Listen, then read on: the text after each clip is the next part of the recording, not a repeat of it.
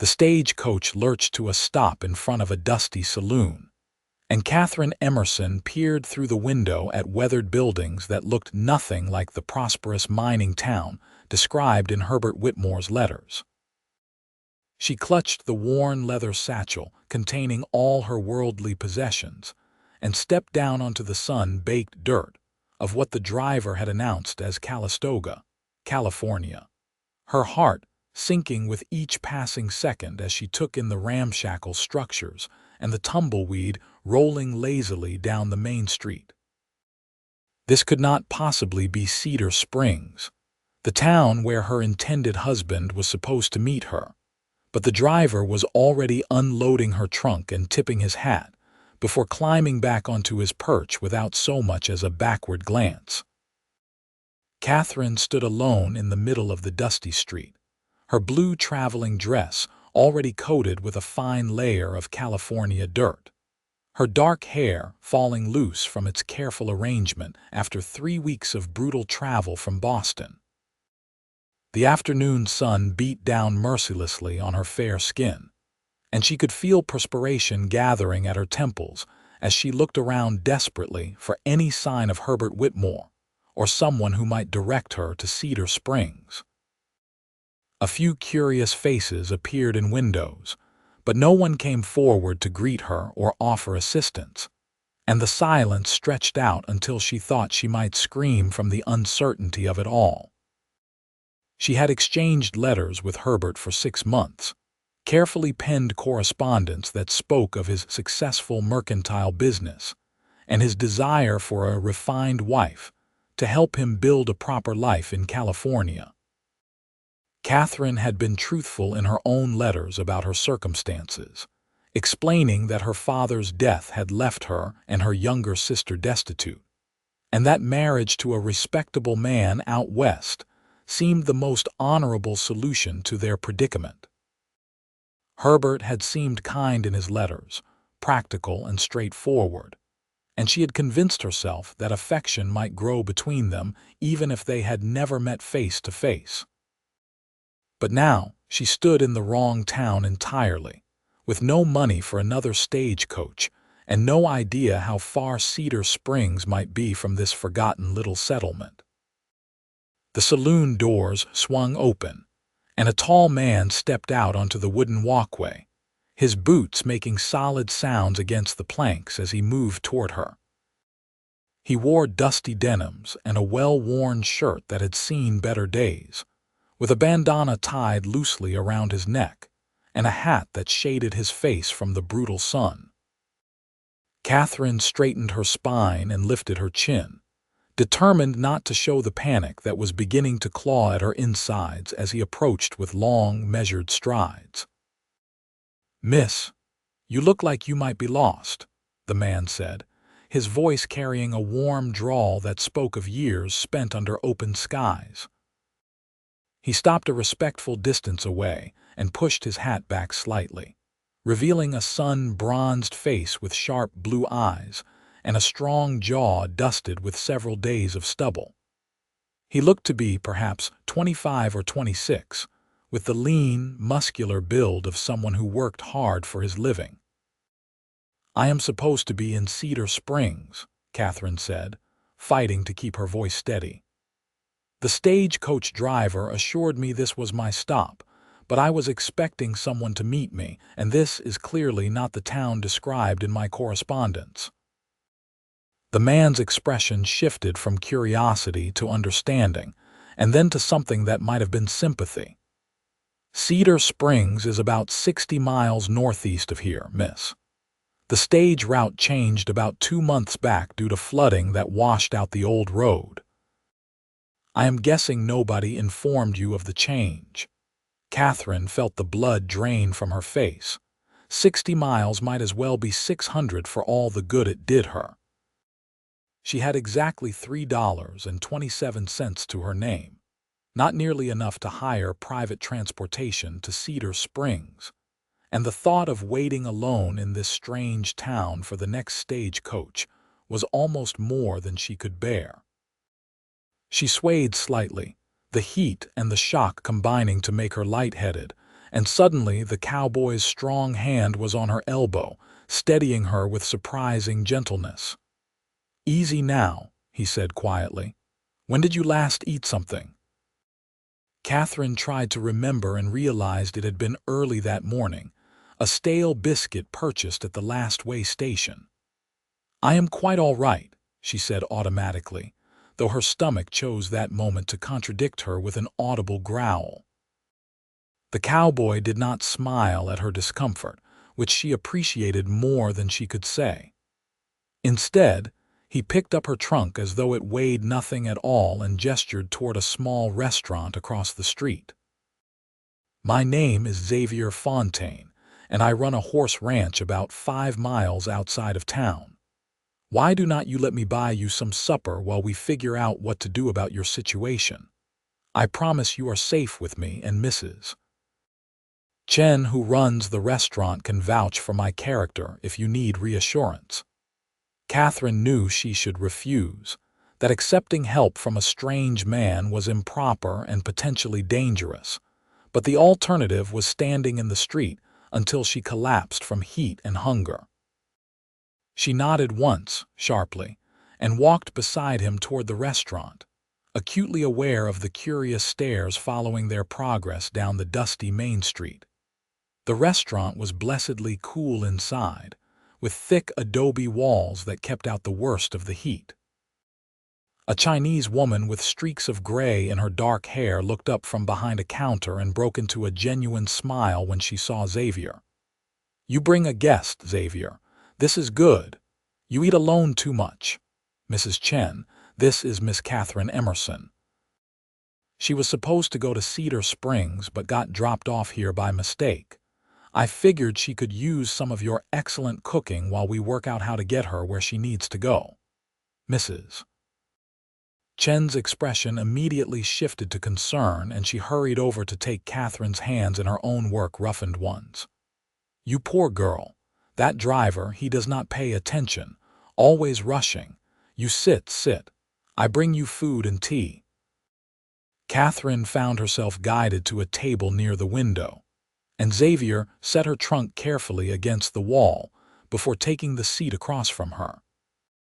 He removed his hat and set it on the empty chair beside him, and she could see that his dark blonde hair was slightly too long, curling at the ends where it touched his collar. There was something solid and reassuring about him, a quiet competence that made her feel marginally less terrified about her circumstances.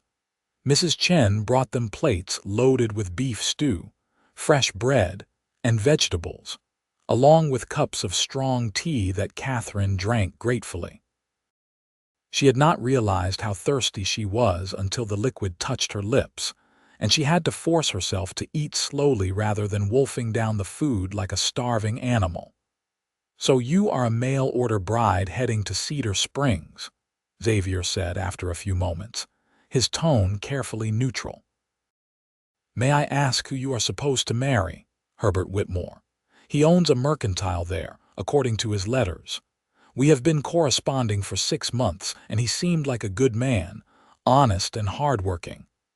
Xavier's expression flickered with something Catherine could not quite read. "I know Herbert Whitmore," he said slowly. "He comes through Calistoga sometimes on business. He is honest enough, I suppose, though I cannot say I know him well." There was something in his tone that made Catherine pause with her spoon halfway to her mouth. "You do not approve of him." "I did not say that. You did not have to. Your voice said it for you." Xavier met her eyes, and she saw a flash of respect in his gaze. "You are observant. That is a useful quality out here. To be honest, Miss Emerson, I do not know Herbert well enough to approve or disapprove. I just wonder why a woman like you would travel all the way from—" He glanced at her trunk where a faded Boston address was still visible. "From Boston to marry a man she has never met." Catherine set down her spoon and folded her hands in her lap, suddenly defensive. "I assume for the same reasons most women make such arrangements. My father died last year and left us with nothing but debts. My younger sister is only 16, and I needed to find a way to provide for us both.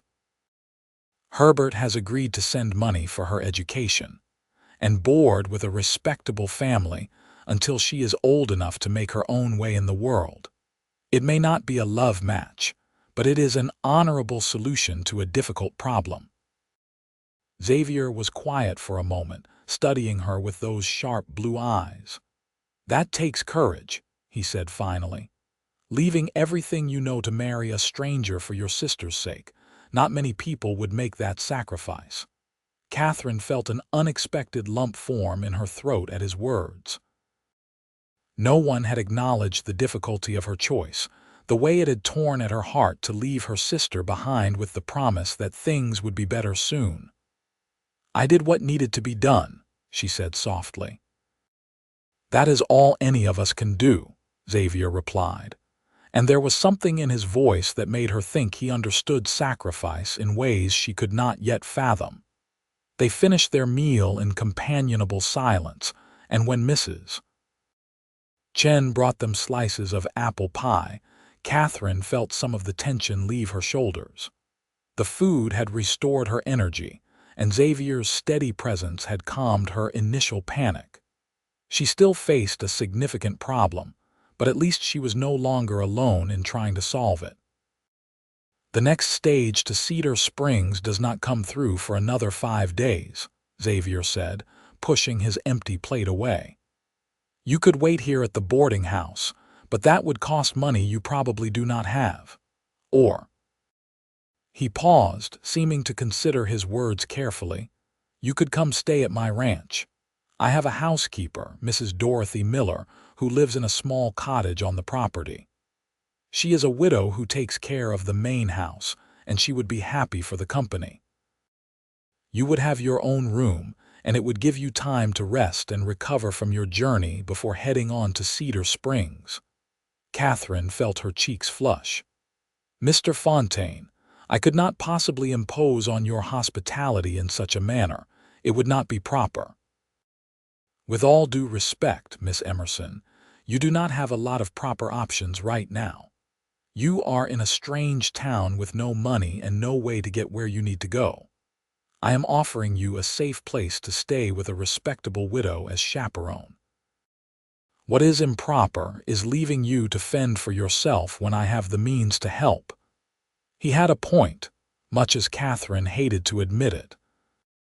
Pride was a luxury she could no longer afford, not when the alternative might be sleeping in the street or accepting help from someone less trustworthy than this straightforward cowboy seemed to be. "Why would you help me? You do not know anything about me." Xavier leaned back in his chair, and for the first time, a hint of a smile touched his lips. "My mother was a mail-order bride who got stranded in a town she did not expect, and a rancher took her in until she could figure out her next step. She always said that kindness was repaid in unexpected ways. Besides," he added, his tone lightening slightly, "Mrs. Miller has been after me to have more social interaction. She says I spend too much time with horses and not enough time with people. Bringing home a house guest should keep her happy for at least a week." Catherine found herself smiling despite her circumstances. There was something disarming about Xavier's honesty, the way he did not try to dress up his offer as anything more than simple human decency. "Very well," she said finally. "I accept your kind offer, Mr. Fontaine. Thank you." "Xavier," he corrected gently. "Out here we do not stand much on formality, and may I call you Catherine?" "You may," she agreed, feeling as though she had just stepped off a cliff into unknown waters. They settled the bill with Mrs. Chen, who pressed a small package of cookies into Catherine's hands and told her to come back soon. And then Xavier loaded her trunk into a wagon that was waiting outside. The sun was beginning to sink toward the horizon, painting the sky in shades of orange and gold that took Catherine's breath away. She had never seen colors quite like that in Boston, where buildings blocked most views of the sunset and factory smoke dulled the brilliance of the sky. Xavier helped her up onto the wagon seat, with the same courteous efficiency he had shown throughout their brief acquaintance. And then he climbed up beside her and took the reins. The horses, a matched pair of chestnuts with intelligent eyes, started forward at his quiet command, and soon they were leaving Calistoga behind, following a dirt road that wound through golden hills dotted with oak trees. "Tell me about Boston," Xavier said after a few minutes of comfortable silence. "What was your life like there?" Catherine considered how to answer that question. "It was different from this," she said finally, gesturing at the vast open landscape around them. Everything was close together, buildings and people packed in tight. My father owned a small bookshop and we lived in the apartment above it. I helped him with the accounts and the ordering, and I read every book that came through the door at least once. It was a good life, until it was not. What happened? He had a weak heart. The doctor had warned him to slow down, but he loved that shop too much to stop working. One day he simply collapsed behind the counter, and by the time I found him, it was too late. After the funeral, the creditors came, and I discovered that he had been borrowing money to keep the shop afloat for years. They took everything, the shop, the apartment, even most of our personal belongings. My sister and I were left with almost nothing. Xavier was quiet for a moment, and when he spoke, his voice was gentle. "I am sorry. Losing a parent is hard enough without having to deal with all of that at the same time." "Did you lose a parent?" Catherine asked, hearing something in his tone. "Both of them." "My father died when I was 18, thrown from a horse that spooked during a storm. My mother followed him 2 years later. I think her heart just broke from missing him. They had one of those rare marriages where two people truly became one, and when he was gone, she was never quite whole again." Catherine turned to look at him, seeing the grief that still lingered in his eyes even though the losses were clearly years in the past. "I am sorry," she said softly. "That must have been very difficult." It was. "But it also taught me that life is short and unpredictable, and that the things that matter most are the people we love and the choices we make. Everything else is just details." They continued on as the sun sank lower, and Xavier pointed out landmarks along the way, explaining the history of the area and the challenges of ranching in California's climate. Catherine found herself genuinely interested in his stories about wild mustangs and stubborn cattle, droughts and floods, neighbors who helped each other through hard times and celebrated together during good ones. This was a world so completely foreign to her city upbringing that it might as well have been a different country. Yet something about it called to a part of her she had not known existed. The ranch appeared as they crested a hill, nestled in a small valley with a creek running through it. The main house was a sprawling structure of wood and stone, clearly built to last, with a wide porch that wrapped around 2 sides. Beyond it stood a large barn, several corrals where horses grazed peacefully, and a smaller cottage that Xavier identified as Mrs. Miller's residence. It was beautiful in a rustic, practical way, and Catherine felt something loosen in her chest at the sight of it. A woman emerged from the main house as they pulled up, wiping her hands on her apron. She was perhaps 50 years old, with graying brown hair pulled back in a sensible bun, and a face that was kind despite the lines of hardship that marked it. Her eyes widened when she saw Catherine, and she hurried down the porch steps with surprising agility. "Xavier Fontaine, who is this young lady and why did not you tell me you were bringing company? The house is a mess, and I have not prepared a proper guest room. Mrs. Miller, this is Catherine Emerson. She got dropped off at the wrong town by mistake and needs a place to stay until the next stage can take her on to Cedar Springs. I told her you would not mind the company. Mrs. Miller's expression immediately shifted from flustered to sympathetic, and she reached up to help Catherine down from the wagon. "Of course you are welcome here, dear. Do not you worry about a thing. We will have you settled in no time, and tomorrow we can sort out all the details. Xavier, you bring her trunk inside while I show Miss Emerson to the guest room." Catherine found herself swept into the house on a tide of Mrs. Miller's practical kindness. The interior was comfortable and clean, with solid furniture and colorful woven rugs on the wooden floors. There were books on the shelves and artwork on the walls, touches that suggested Xavier was more cultured than his work-worn hands might indicate. Mrs. Miller led her up a staircase to a spacious room with a large bed covered in a beautiful quilt, a dresser, a washstand, and a window that looked out over the valley. "The house has running water, thanks to Xavier's clever system with the creek, but it is cold water only. I will bring you up some heated water for washing in just a moment. You must be exhausted from your journey, dear. When did you leave Boston?" 3 weeks ago, Catherine admitted, suddenly feeling the full weight of those weeks pressing down on her. "I have been on trains and stage coaches for so long that I cannot quite remember what it feels like to stay in one place." "Well, you are in one place now and you are safe. That is what matters. You rest a bit, and I will call you down for supper in about an hour." Xavier usually eats around 7, after he has finished with the evening chores. Mrs. Miller bustled out, and Catherine sank down onto the edge of the bed, her mind whirling with everything that had happened since she stepped off that stage coach.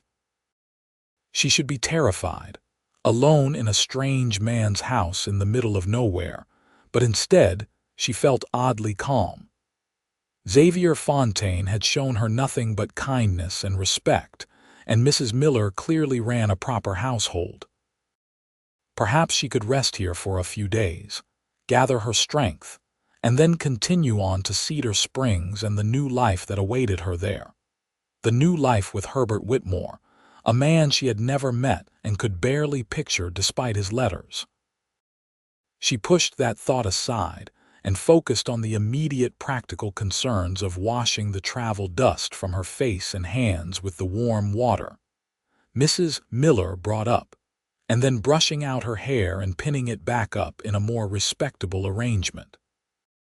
Her traveling dress was hopelessly rumpled, but she had a clean shirtwaist and skirt in her trunk, and she changed into them gratefully, feeling more like herself once she was dressed in fresh clothes.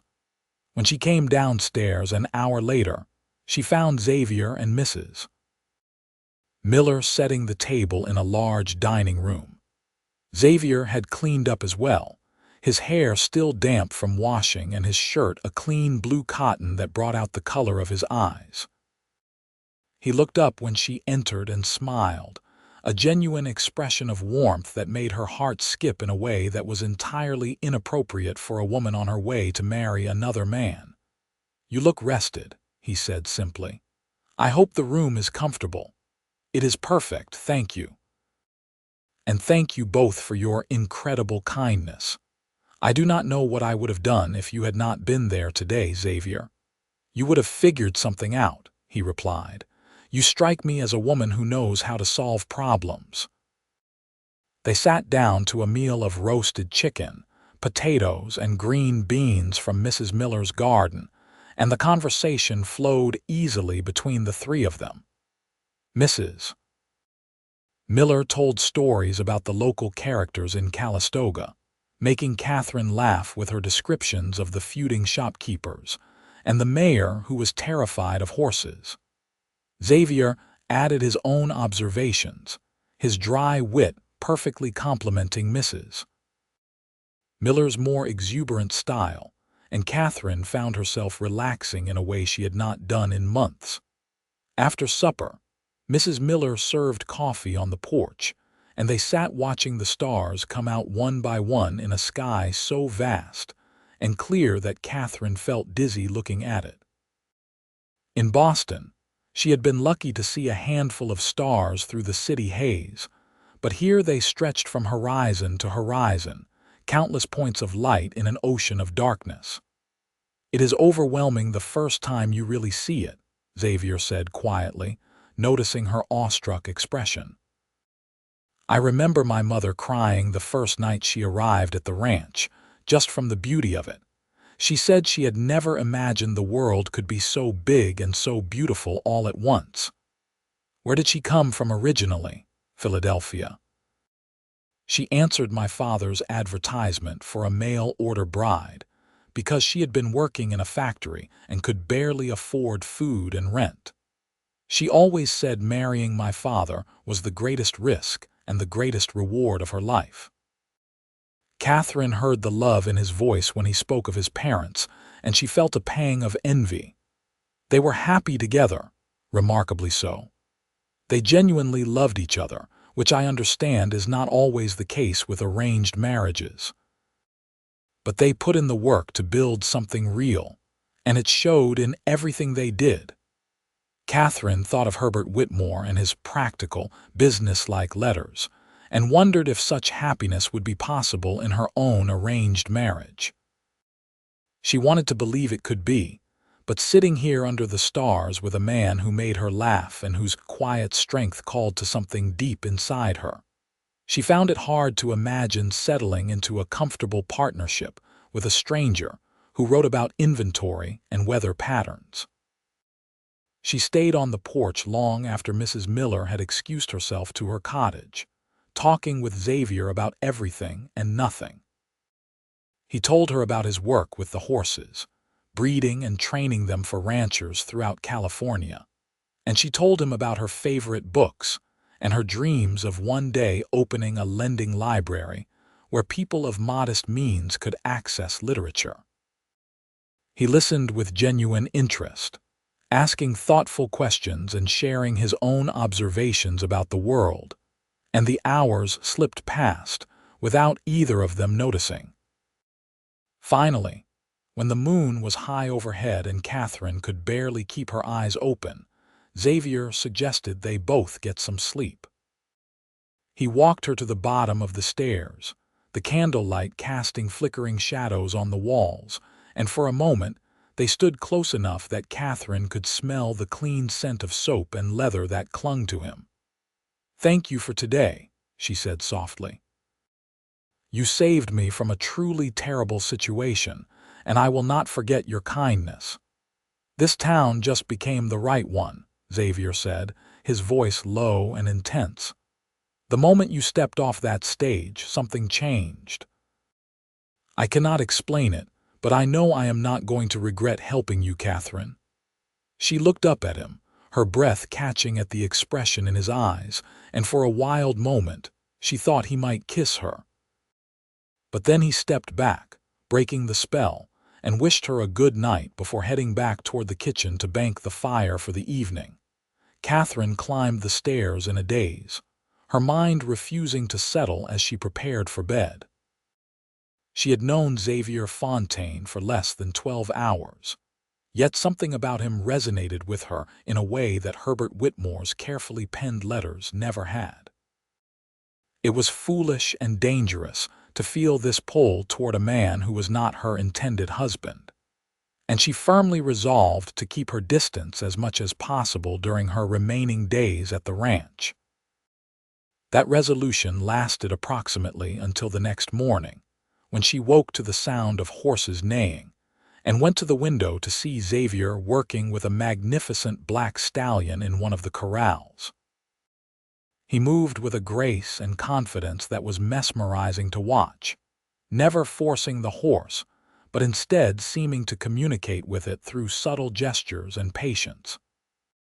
Catherine stood transfixed, still in her nightgown with her hair loose down her back, watching as man and horse gradually came to an understanding that resulted in Xavier running his hand along the stallion's powerful neck, while the animal stood calm and trusting beside him. She pulled herself away from the window and dressed quickly, braiding her hair in a simple plait that hung down her back. When she came downstairs, she found Mrs. Miller already busy in the kitchen, preparing breakfast with the efficient movements of someone who had performed these tasks thousands of times. "Good morning, dear. Did you sleep well?" "Better than I have in weeks," Catherine admitted. "The bed is wonderfully comfortable, and the quiet is such a change from the city. Xavier will be in shortly for breakfast. He has been up since before dawn working with that devil horse that Mr. Patterson sold him last month." Everyone said the stallion was too wild to be trained, but Xavier has a gift with horses. They trust him in a way they do not trust most people. "I saw him from my window. It was remarkable to watch, Mrs. Miller gave her a knowing look but said nothing. And soon Xavier came in through the back door, washing his hands at the sink and greeting them both with a cheerful good morning. They sat down to a breakfast of eggs, bacon, biscuits with honey and strong coffee, and Catherine found herself studying Xavier's hands as he ate, noticing the calluses and scars that spoke of hard physical work and the occasional injury. "I need to ride into town later to pick up some supplies from the general store," Xavier said, finishing his coffee. "Would you like to come along, Catherine? It might be good for you to get a better sense of Calistoga, and you could send a telegram to Herbert Whitmore letting him know what happened, and when you expect to arrive in Cedar Springs." Catherine had not even thought of sending Herbert a telegram, and she felt a stab of guilt at the oversight. Of course, he would be worried when she failed to arrive as planned. "That would be very helpful, thank you. I should definitely let him know about the delay." They set out mid-morning in Xavier's wagon, leaving Mrs. Miller to her housework. The day was already warm, but a pleasant breeze kept it from being oppressive, and Catherine found herself enjoying the ride into town far more than she should have.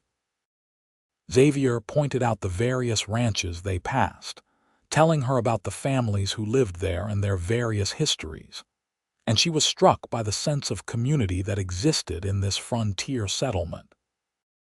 Calistoga was busier during the day than it had been when she arrived, with people going about their business and calling out greetings to Xavier as they passed. He seemed to know everyone, and Catherine could see the respect in people's eyes when they looked at him. This was a man who had earned his place in this community through hard work and fair dealing, and that commanded admiration even here on the rough edges of civilization. They stopped first at the general store, where Xavier introduced her to the proprietor, Mr. Samuel Hughes, a round man with a magnificent mustache and a jovial manner. Catherine wandered the aisles while Xavier discussed his order, fascinated by the variety of goods crammed into the relatively small space. There were tools and fabric, medicines and candy, books and toys, all jumbled together in a way that would have horrified the orderly shopkeepers back in Boston, but seemed perfectly natural here. From there, they went to the telegraph office, a tiny room attached to the train station. Catherine composed her message carefully, explaining the mix-up with the stagecoach and assuring Herbert that she would arrive in Cedar Springs in 6 days' time, barring any further complications. She signed it formally and paid for the transmission with some of her precious remaining dollars, then stepped back outside to find Xavier waiting with his hands in his pockets, his expression thoughtful. "Done?" he asked. "Yes. I explained what happened and when he can expect me." Xavier nodded slowly, but something in his eyes suggested he was not entirely pleased with this development. "Good. That is the right thing to do. He deserves to know where you are." They walked back toward the wagon, but Xavier paused outside the restaurant where they had eaten the previous day. "Would you like some lunch before we head back? Mrs. Chen makes excellent dumplings on Thursdays." Catherine agreed, and they spent a pleasant hour eating and talking while Mrs. Chen fussed over them both like a benevolent grandmother. Other customers came and went, and Catherine noticed how several single women in the restaurant cast appreciative glances at Xavier, only to look disappointed when they saw Catherine sitting across from him. It was clear that Xavier Fontaine was considered quite a catch in Calistoga, yet he seemed completely oblivious to the attention. On the ride back to the ranch, they talked about books, discovering they had both read and loved many of the same authors. Xavier admitted that his mother had instilled in him a love of reading from an early age, and that during the long winter evenings, he often worked his way through the volumes in the ranch library. Catherine felt her admiration for him growing with each conversation, and she had to keep reminding herself that this was temporary, that in less than a week she would be on her way to Cedar Springs and a very different future. The next few days fell into a comfortable pattern. Catherine helped Mrs. Miller with the household tasks, enjoying the simple pleasure of cooking and cleaning in a way she never had, when it was just another burden in her difficult life in Boston. She also spent hours reading in Xavier's library, a cozy room lined floor to ceiling with books that ranged from agricultural manuals to Shakespeare to contemporary novels. Xavier would join her in the evenings after finishing his work, and they would sit together reading or talking, the companionship between them deepening with each passing day. She also began to learn about the ranch itself, accompanying Xavier on his rounds when he checked on the horses or repaired fencing. He taught her how to approach the animals without frightening them, and she felt a thrill of accomplishment when a skittish mare allowed her to stroke its velvet nose. Xavier smiled at her delight, and in that moment, Catherine realized with a sinking heart that she was falling in love with him. It was impossible and inappropriate and completely inconvenient, but there was no denying the way her heart lifted every time he walked into a room, or the way his rare smiles made her feel like she had won some precious prize. She tried to fight it, reminding herself constantly of her obligations to Herbert Whitmore and her sister, but emotions did not respond to logic, and she found herself dreading the day she would have to leave this ranch and the man who had so completely captured her heart. Xavier seemed to be struggling with something as well. She caught him watching her sometimes with an expression of longing that made her breath catch, but he always looked away when she met his gaze, maintaining the careful distance of a proper host. Only once did he let his guard slip, when they were walking back from the creek after checking on some cattle that had wandered down for water. Catherine stumbled on a loose rock, and Xavier caught her elbow to steady her, but instead of releasing her immediately, his hand lingered, his thumb brushing gently against the inside of her arm. "Catherine," he said, his voice rough, "I need to tell you something." Her heart pounded so hard she thought he must surely hear it. "What is it?" He opened his mouth to speak, then seemed to think better of it and stepped back, releasing her arm. "Never mind. It can wait. We should get back before Mrs. Miller worries." Catherine wanted to scream with frustration, but she simply nodded and followed him back to the ranch, the unspoken words hanging heavy in the air between them. The night before she was scheduled to leave for Cedar Springs, Mrs. Miller prepared a special dinner, roasting a small pig and making all of Catherine's favorite dishes from the past few days. It should have been a celebration, a send-off for her journey to her new life, but instead, the meal felt like a wake. No one spoke much, and even Mrs. Miller's usually cheerful chatter was subdued. After dinner, Xavier asked Catherine if she would take a walk with him, and she agreed despite knowing it was probably unwise. They walked down to the creek in the twilight, the water gurgling softly over the rocks and the first stars beginning to appear overhead. Xavier was silent for a long time, his hands shoved deep in his pockets, his shoulders tense.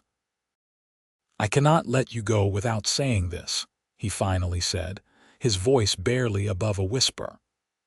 "I know you are committed to Herbert Whitmore, and I know you are an honorable woman who keeps her word. But I have to tell you that these past few days have been the best of my life. Having you here, talking with you, watching you discover this place and fall in love with it the way I have, it has shown me something I did not even know I was missing." Catherine felt tears prickling at her eyes. "Xavier, please do not. I have to. Because if I do not say this now, I will regret it for the rest of my life. I am falling in love with you, Catherine. I think I started falling the moment you stepped off that stage looking lost and frightened but determined not to show it. And every day since then I have fallen harder until now I cannot imagine this ranch without you in it." A sob caught in Catherine's throat. "I am promised to another man. I gave my word. I know, and I respect that. I am not asking you to break your promise. I am just asking you to know before you go that you have another choice. If you wanted to stay here, if you wanted to marry me instead, I would spend every day of my life trying to make you happy. I would send for your sister and give her a home here. I would build you that lending library you dream about. I would give you everything I have, including a heart that already belongs completely to you."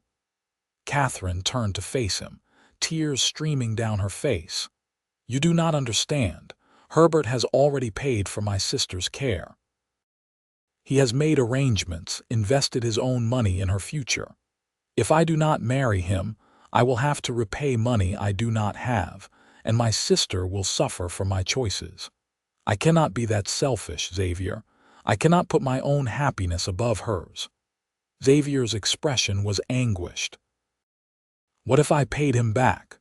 What if I covered all the costs he has already incurred and made sure your sister is taken care of?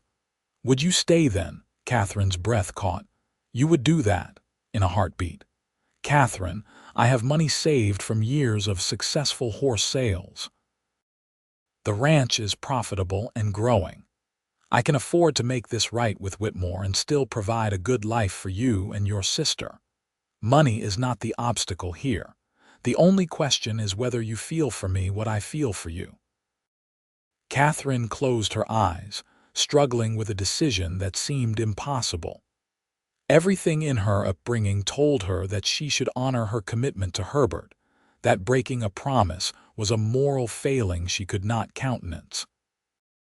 But her heart was screaming that she would be making a terrible mistake if she left Xavier, that this connection between them was rare and precious and worth fighting for. "I do feel it," she whispered finally. "I have been trying not to, trying to convince myself that it is just gratitude or confusion from being in a strange place. But I am falling in love with you too, Xavier. When I think about leaving tomorrow, about never seeing you again, it feels like something inside me is dying." Xavier closed the distance between them in 2 quick strides and cupped her face in his hands, his thumbs wiping away her tears. "Then stay," he said urgently. "Stay here and let me love you the way you deserve to be loved. We can make this work, Catherine. I know we can. But Herbert, I will ride to Cedar Springs tomorrow and speak with him man to man. I will explain what happened, reimburse him for every penny he has spent, and make sure he understands that you are not breaking your word lightly. He is a businessman, Catherine. He will understand that sometimes circumstances change, and the honorable thing is to be honest about it, rather than going through with a marriage that would make everyone miserable." Catherine wanted desperately to believe him, but years of responsibility and sacrifice were hard to overcome. "What if he refuses? What if he demands that I come anyway? Then we will deal with that together. But I do not think he will. From what I know of Herbert Whitmore, he is a practical man. He wanted a wife to help him build his business and his life, not a woman who is in love with someone else. Giving him the chance to find someone who actually wants to marry him is kinder than showing up and going through with a loveless marriage out of obligation." Catherine searched Xavier's eyes, and saw nothing but sincerity and determination. This man was offering her everything she had thought was impossible: a marriage based on genuine affection and respect, a home where she could build the life she had always dreamed of, and most importantly, the freedom to follow her heart rather than just her duty. "Yes," she breathed. "Yes, I will stay. I will marry you, Xavier, if you are truly certain this is what you want." Xavier's face lit up with a joy so pure and brilliant that it took Catherine's breath away. "I have never been more certain of anything in my life," he said, and then he kissed her. It was gentle and sweet and full of promise, and Catherine felt like she was finally coming home after a long journey through dark and dangerous territory. She wrapped her arms around his neck and kissed him back with all the emotion she had been holding inside for the past few days, and when they finally pulled apart, both of them were breathing hard and grinning like fools. "Mrs. Miller is going to be so pleased," Xavier said, and Catherine laughed through her happy tears. They walked back to the house hand in hand, and when they told Mrs. Miller the news, the older woman actually danced a little jig in the kitchen before pulling them both into fierce hugs. "I knew it," she crowed. "I told myself the first night that you two were meant for each other. Oh, this is wonderful. We have so much planning to do." Xavier rode out at dawn the next morning, leaving Catherine with promises that he would return as soon as his business with Herbert Whitmore was concluded. She spent the day in an agony of hope and fear, alternating between absolute certainty that she had made the right decision and paralyzing terror that something would go wrong. Mrs. Miller kept her busy with preparations for a wedding, discussing everything from where the ceremony might be held to what Catherine might wear, and the practical planning helped keep her anxiety at bay. Xavier returned late that afternoon, dusty and tired but triumphant.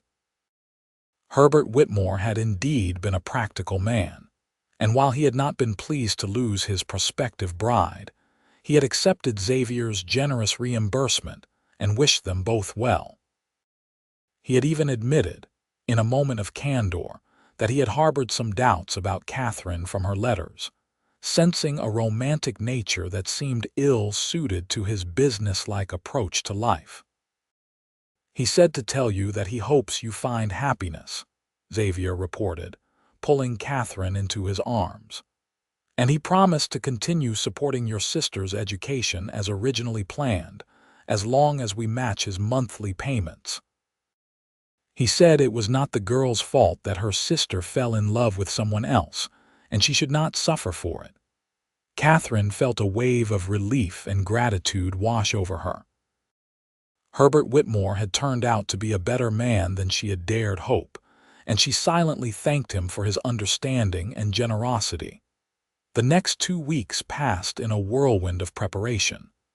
Xavier arranged for a minister to come out from town, and Mrs. Miller and several women from Calistoga helped Catherine sew a simple but beautiful wedding dress from cream-colored silk that Xavier purchased at considerable expense. Word of the wedding spread through the community, and neighbors began arriving with gifts and offers of help, all of them delighted that Xavier was finally settling down with a good woman.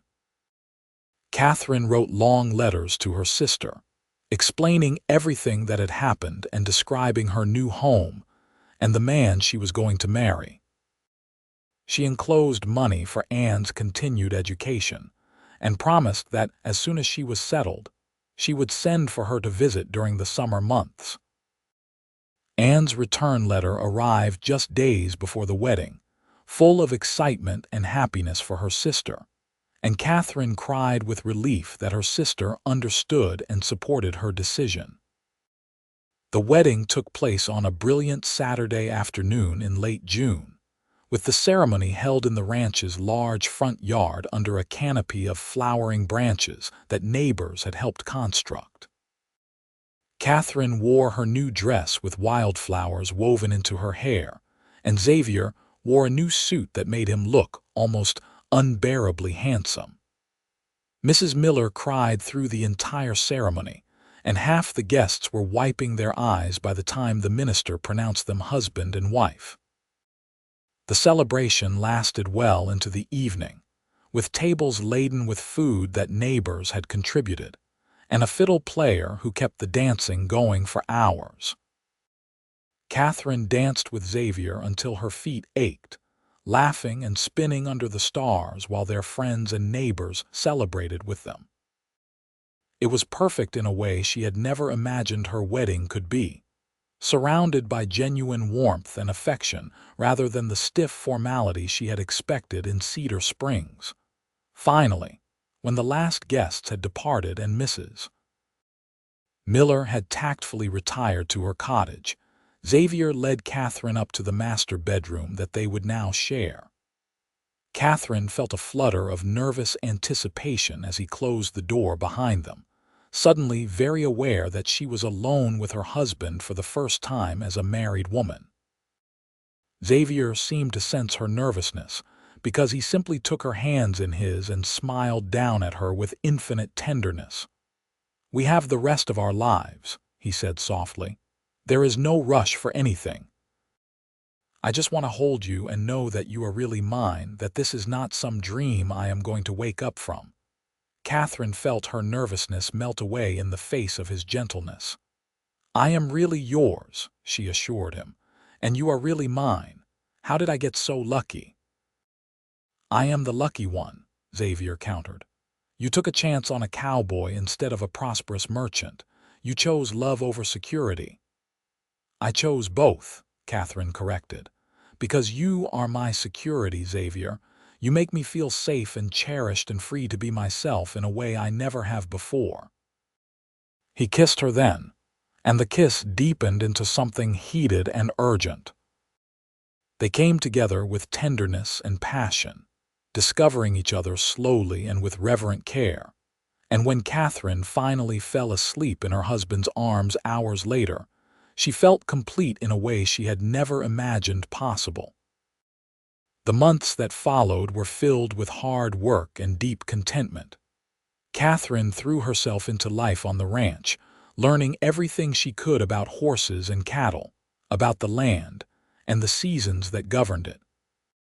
She worked alongside Xavier during the day, and in the evenings, they would retreat to the library to read together or simply talk about everything and nothing. Mrs. Miller became like a mother to her, teaching her the skills she would need to run a frontier household and sharing stories about the early days of the ranch. Catherine also began making plans for her lending library, and Xavier surprised her by converting one of the unused outbuildings into a beautiful reading room with comfortable chairs and sturdy shelves. They put the word out that people could donate books they no longer wanted, and soon volumes began arriving from all over the county.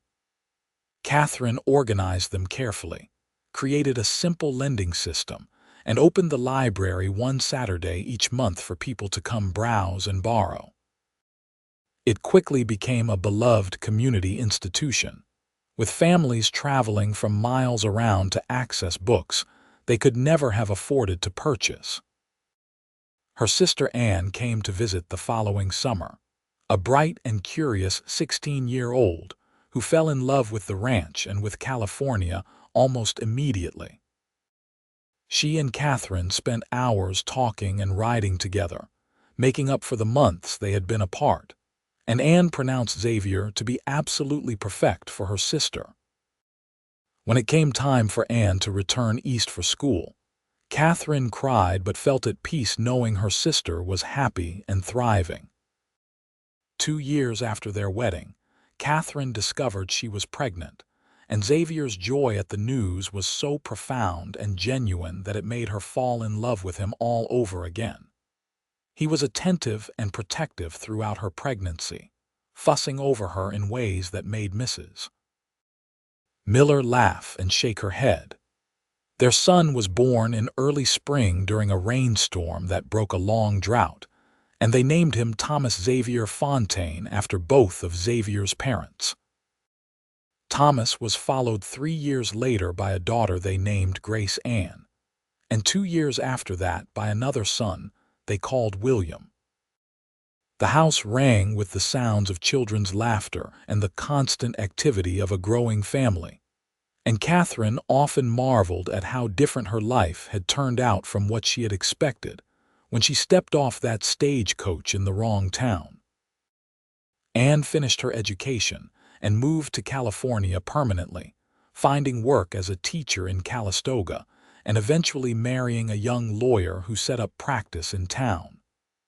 The sisters remained close, their children growing up together and forming bonds that would last their entire lives. Xavier's horse ranch continued to prosper, his reputation for training exceptional animals spreading throughout the state. He and Catherine worked side by side, partners in every sense of the word, building a life that was rich in love and purpose even when money was tight or challenges arose. The lending library grew as well, eventually expanding into a full community center where Catherine taught reading classes to children and adults who had never had the opportunity to learn. She found deep satisfaction in this work, knowing she was making a real difference in people's lives and helping to bring education and enlightenment to a frontier community hungry for both. On their 10th wedding anniversary, Xavier took Catherine back to the spot by the creek where he had first told her he loved her. The children were being watched by Mrs. Miller, who despite her advancing age remained an integral part of their household, and they had a rare evening alone together. "Do you ever regret it?" Xavier asked as they sat on the creek bank watching the sunset.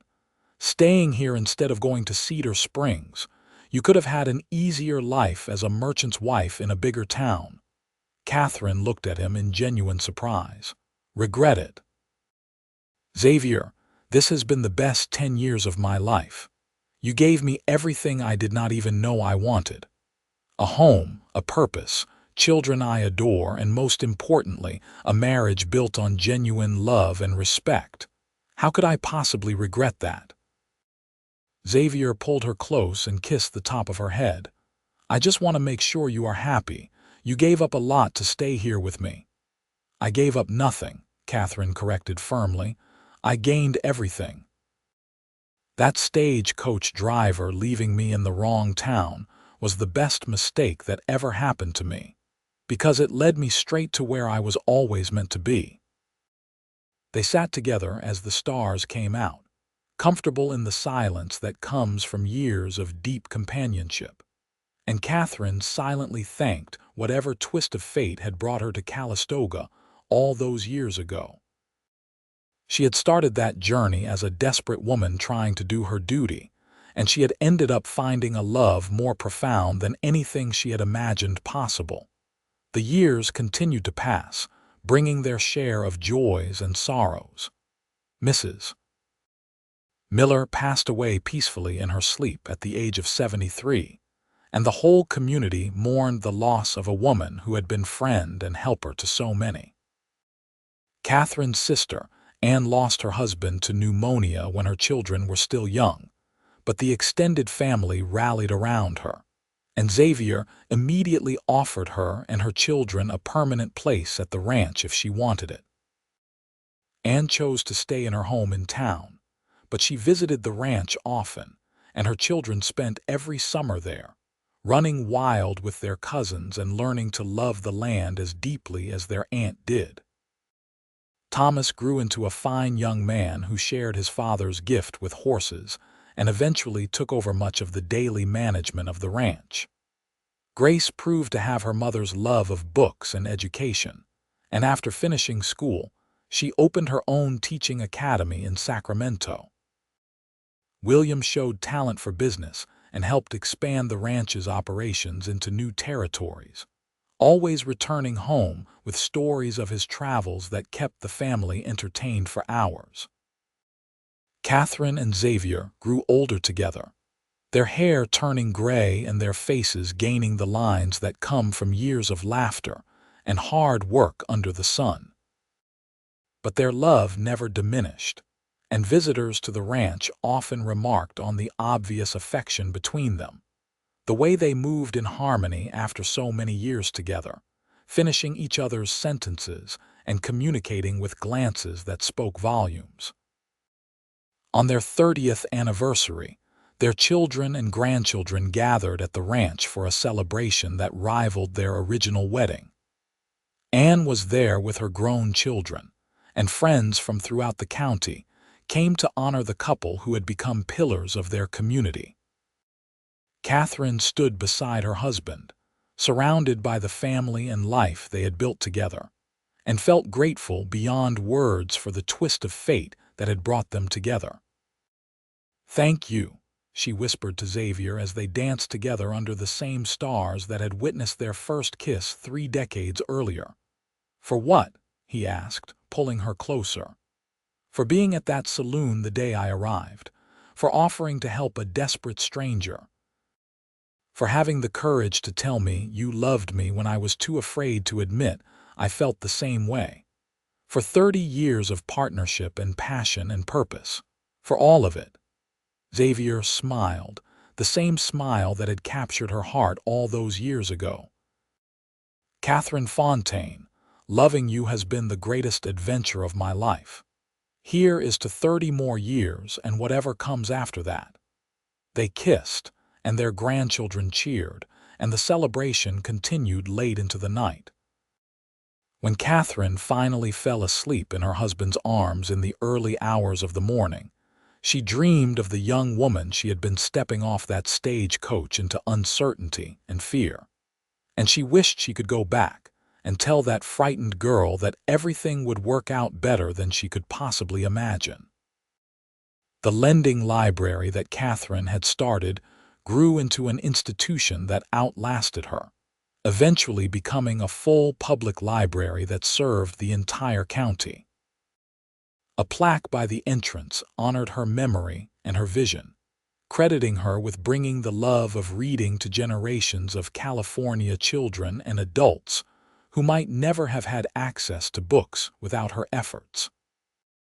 The ranch continued to thrive for generations, passed down through Thomas and his descendants, who maintained the high standards of horse breeding and training that Xavier had established. The family remained close-knit, gathering at the ranch for holidays and celebrations, always telling stories about the great-great-grandmother who had accidentally ended up in Calistoga and stayed to build an extraordinary life. Xavier lived to be 78 years old, strong and active until the very end when his heart simply gave out one morning while he was checking on a new foal in the barn. Catherine was with him when he died, holding his hand and whispering that she loved him, and though her heart broke at losing him, she was grateful they had been given so many years together. Catherine followed him 3 years later, passing peacefully in her sleep at the age of 76. She was buried beside Xavier on a hill overlooking the ranch, with a simple headstone that read, "Catherine Fontaine, beloved wife, mother, and friend, who found her way home." At her funeral, Anne stood before the assembled crowd, her own hair now white, and told the story of how her sister had set out to marry a stranger in Cedar Springs and ended up finding true love in Calistoga instead. "She used to tell me that she believed in signs," Anne said, her voice strong despite her tears. "And that stagecoach driver who left her in the wrong town was the universe telling her exactly where she needed to be. She and Xavier built something beautiful here, a family and a life that touched countless people. And while we mourn her loss today, we also celebrate the incredible gift she gave us all by having the courage to follow her heart instead of just her duty." The family gathered at the ranch after the funeral, as Catherine had requested in her will, and they told stories and shared memories late into the night. Her great-grandchildren played in the same creek where Xavier had first confessed his love, and her children and grandchildren walked the same paths she had walked with their grandfather, feeling the presence of both of them in every familiar corner of the land they had built together. The story of Catherine and Xavier became a family legend, passed down through the generations as an example of what true love could look like when two people were brave enough to reach for it. The mail-order bride who ended up in the wrong town, and the cowboy who saw it as fate bringing them together, had created a legacy that would endure long after they were gone. A testament to the power of love to transform lives and build futures that exceeded even the wildest dreams.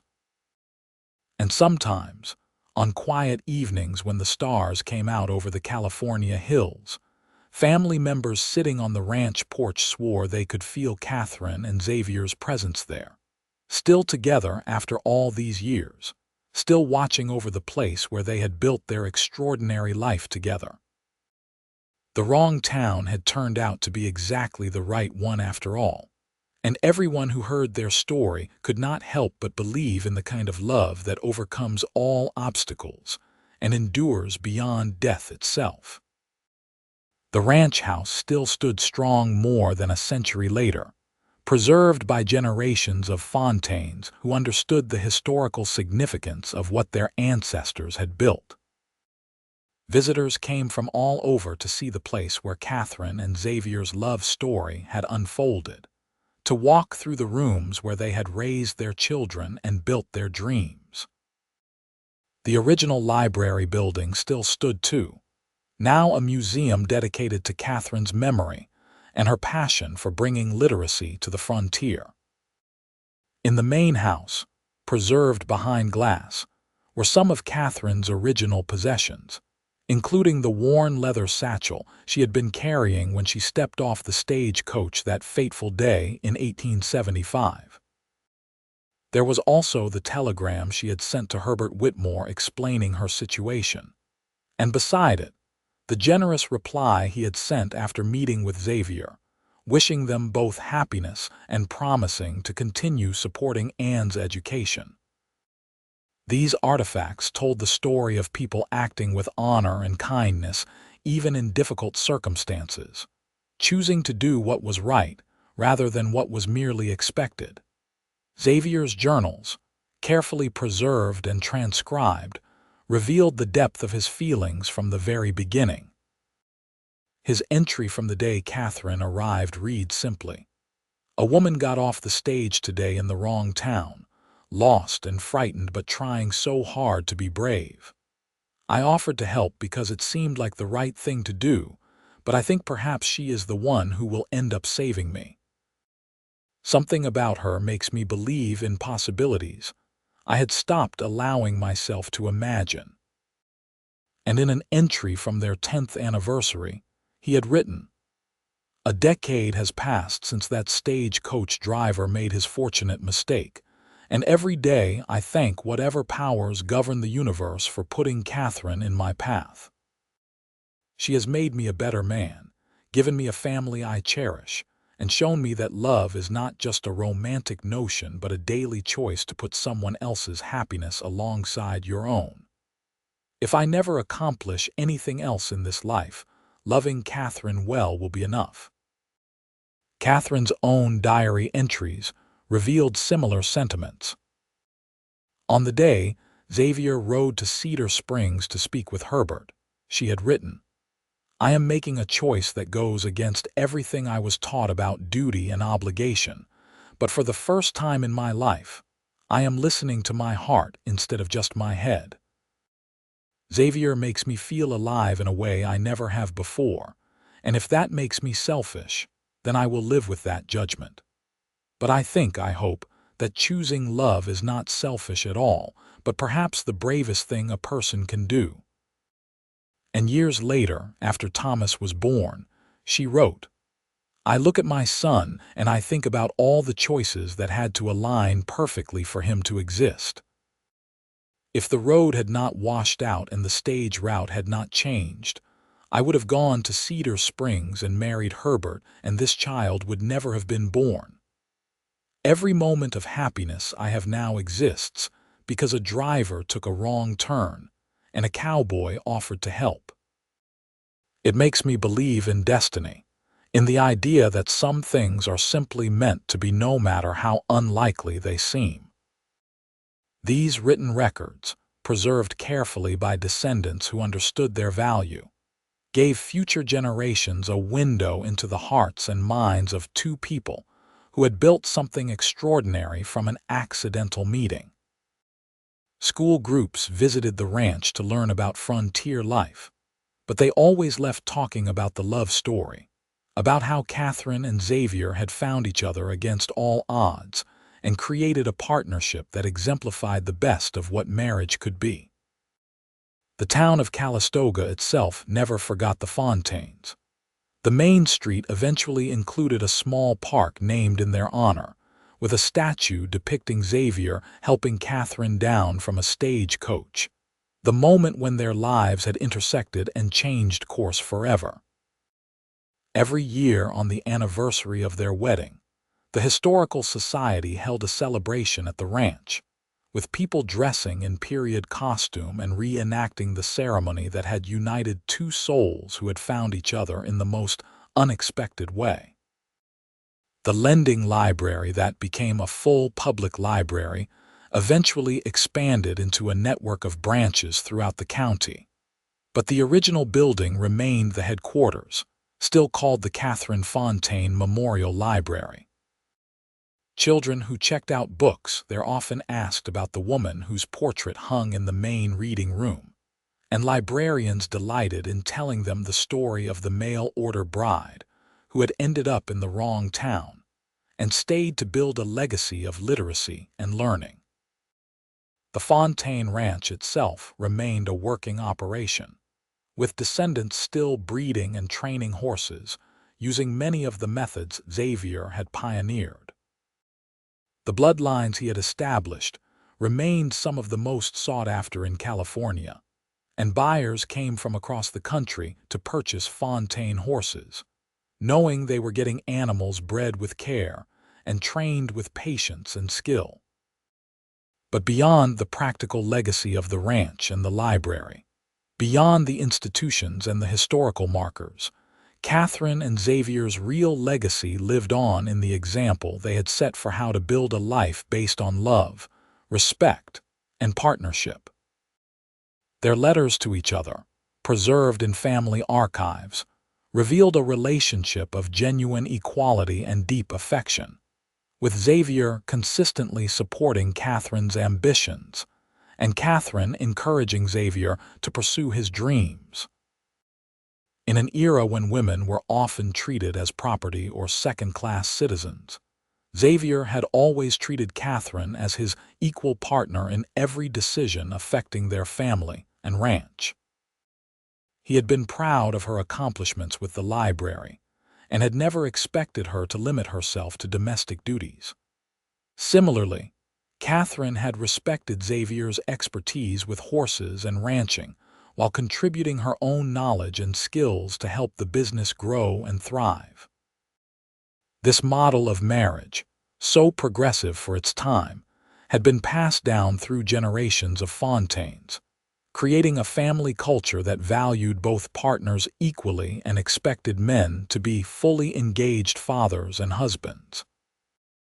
The family pointed to Catherine and Xavier as proof that this approach worked, that marriages built on mutual respect and genuine affection were stronger and more enduring than those based on traditional hierarchies or mere economic necessity. As the years turned into decades and then into a century and beyond, the story took on an almost mythical quality, but at its core remained the simple truth of two people who had met by accident and chosen each other deliberately. Catherine, who had been prepared to marry a stranger out of duty, had found instead a soulmate who cherished her completely. Xavier, who had been resigned to a solitary life with his horses, had discovered that opening his heart to love could bring more joy than he had ever imagined possible. Their story reminded people that sometimes the wrong turn leads to exactly the right destination, that being lost can be the first step toward being found, and that love, when it is real and true and brave, can overcome any obstacle and build something that lasts far beyond a single lifetime. The mail-order bride and the cowboy had created not just a family but a legend, not just a life but a legacy, and their love continued to inspire all who heard their story to take chances on their own hearts and believe in the transformative power of genuine connection. And so the story ends where it began, in a dusty California town where a frightened young woman stepped off a stagecoach into uncertainty, and a kind cowboy offered her help without expecting anything in return. That simple act of human decency had rippled out through time, affecting countless lives and proving that sometimes the greatest adventures begin with the smallest gestures of kindness.